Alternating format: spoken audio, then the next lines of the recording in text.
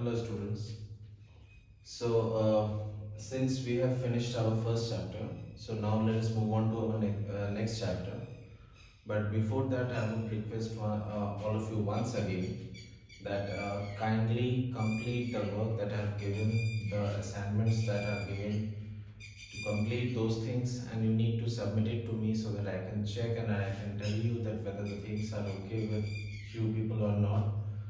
Now, I hope that you people have done all those things. Still, I have not received the answers, the assignments, the homework that you are doing at home. So kindly send it to me so that I can check and that I can tell you people. Now, moving on to the next chapter, that is polynomials. So before moving on to the chapter, let us first of all understand or recapitulate the concepts that we have studied in our class 9th. Now, polynomials we have studied in 9th, and in that what we have seen that polynomials are basically what? Algebraic expressions comprising of variables or constants or both. So, this is what, say for example, if we take 2x plus 3. Now this is an algebraic expression. Now this algebraic expression comprises of constant. Now where is the constant? This is the constant.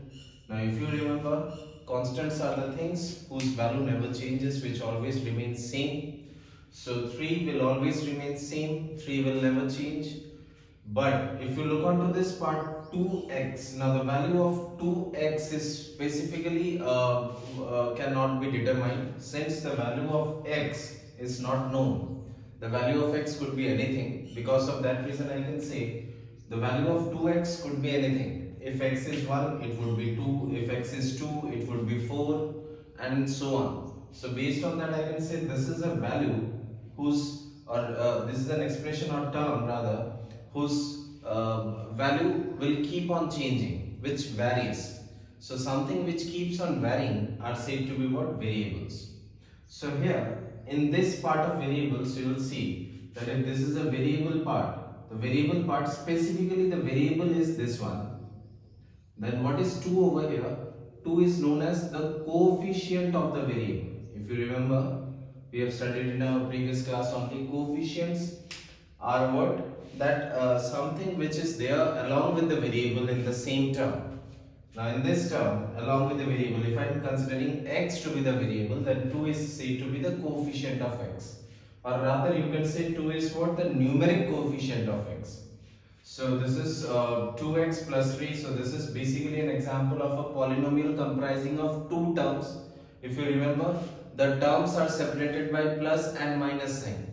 So basically there are first term 2x and the second term 3x.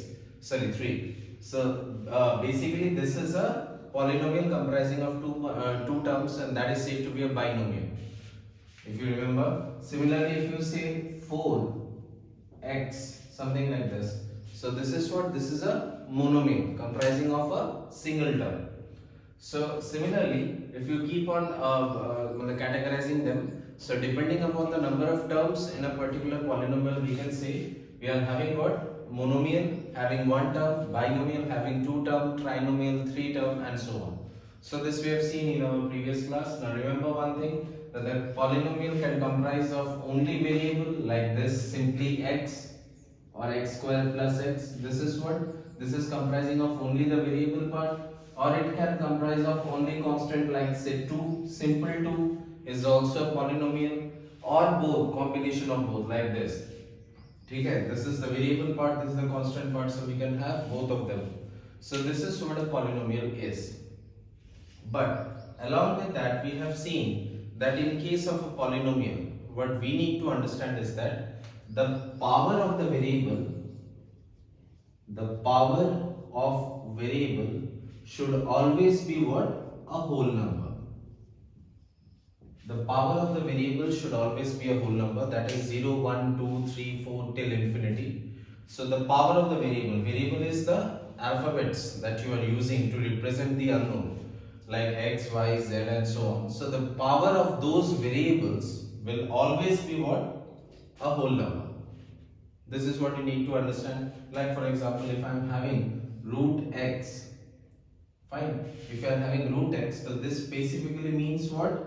X to the power half. If you remember the exponent part in the previous class, chapter number 1, in the last exercise we were having the exponent. So root x is basically what? X to the power half. So the power is half. Half is a whole number or not? No, it is not. So based on that, I can say x to the power half is not a polynomial. Similarly, if you are having 4x to the power minus 3, so basically this is what? Minus 3 is not a whole number. So again this is not a polynomial. Suppose if I am having 2 upon x, so 2 upon x basically means what? 2 into x to the power minus 1. Here x's power is 1. If this x is brought to the numerator, so the power of the variable would turn out to be what? A negative. Whatever it was there earlier, so we'll change the sign and we'll put a negative sign in front of it. So basically this becomes 2x to the power minus 1. So thereby the power is once again not a whole number. So that means what? That this is not a polynomial once again. So these are certain examples wherein you can say these are not polynomials. Are you getting my point or not? So you need to understand that which are polynomials and which are not polynomials. So these are the examples that the power should always be what? A whole number. Power of whom? Power of the variable part. Am I clear or not? I am not talking about the coefficient or I am not talking about the constant. I am just talking specifically about the variable part. This is clear. So this is what means what are the criteria for fulfilling the condition of a polynomial. Now after that, what we have seen, how to represent a polynomial. A polynomial is always represented like this: f within bracket x or p within bracket x, like this. Now what does this mean? This is what the representation of a polynomial. Representation of a polynomial. The polynomial is always represented in the form of what? Like f x p x, like this. What does this f p, all these things signify? This f p g q r, these represent the name or rather symbolization of what? The polynomial. This is the symbolic form. So the polynomial is given the name f, the polynomial is given the name p, like that. And what does this within bracket thing signify? This signifies the variable part of the polynomial. That means the polynomial is defined in terms of what? I am again repeating. Polynomial is defined in terms of what? The polynomial is defined in terms of the variable. See, the constant's value never changes. So because of that reason, the constant will always remain same. So this is not creating any sort of impact in the polynomial unless we are having what? A variable part with it. Because the variable part is something upon which the whole polynomial's value will depend upon. So the polynomial is defined in terms of the variable specifically. So the term on depending upon which the polynomial is defined, that variable part should be written over here. Like for example, this example, if you take 2x plus 3, now here what is the variable? X is the variable. So if you are trying to name this polynomial, you will name this polynomial as what? You take the name to be anything. Say you are taking f, but the variable is what? X, so you will write down x. Suppose you are having another polynomial like this: 4t plus 7.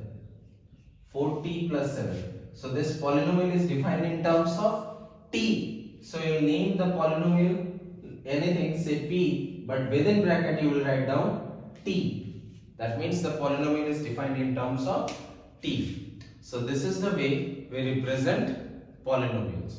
So you have to understand what's the definition of a polynomial.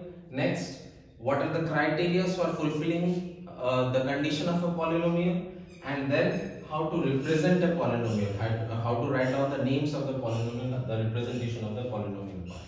So these three things we have studied in our previous class, but since it was recapitulation, so we did it right now. So please pause the video to note it down.